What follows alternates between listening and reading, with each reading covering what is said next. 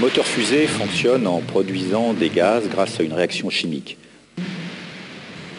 Ces gaz ne s'appuient pas sur l'air comme certains le croient, mais c'est simplement un phénomène dit d'action et de réaction. D'ailleurs, la meilleure preuve, c'est que les fusées marchent parfaitement dans le vide.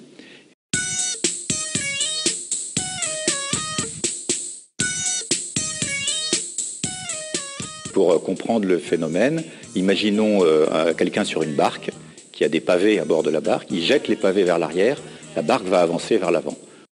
Il joue à la marée, les jours dans les cours de récré.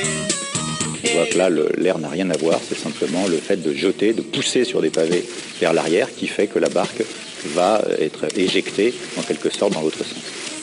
S'étire et se réveille au soleil en son nid. C'est le principe de réaction.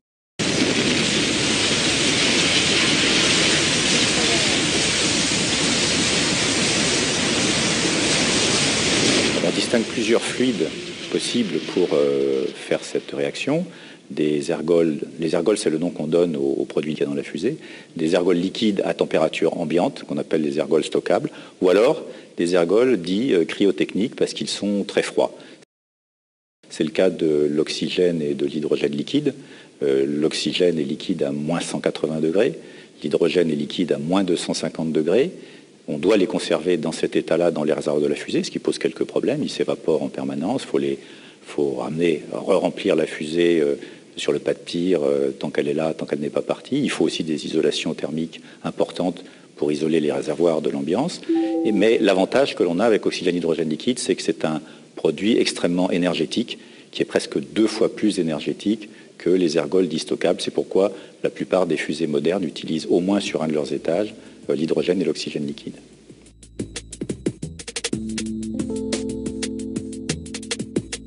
Il y a aussi des moteurs dits à poudre ou ergols solides. C'est le cas des 2 gros propulseurs qui équipent latéralement Ariane 5. Dans ce cas, c'est toujours aussi 2 produits qui réagissent ensemble, mais ils ont déjà été mélangés au départ. Et c'est simplement un point chaud et une pression initialement qui va commencer à déclencher la réaction, qui continue à se poursuivre.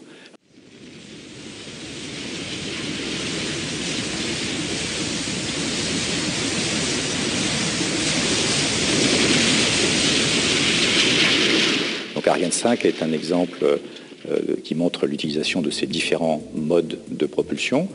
2 gros propulseurs à poudre pour décoller, ils ont chacun 600 tonnes de poussée, ça fait 1200 tonnes installées. Et puis au centre, un moteur hydrogène-oxygène liquide que l'on allume au sol pour des raisons de fiabilité. C'est-à-dire que comme la propulsion liquide est plus complexe, elle est aussi plus délicate, elle peut avoir des problèmes de mise en œuvre, on veut vérifier que le moteur fonctionne avant le décollage. Au-dessus, on va trouver un étage supérieur. Il y a plusieurs configurations sur Ariane 5 actuellement.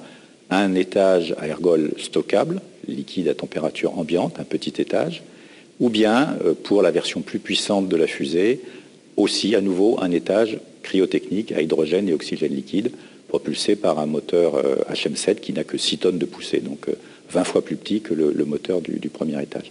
Voilà l'ensemble des étages et des systèmes de propulsion qui sont utilisés sur Ariane.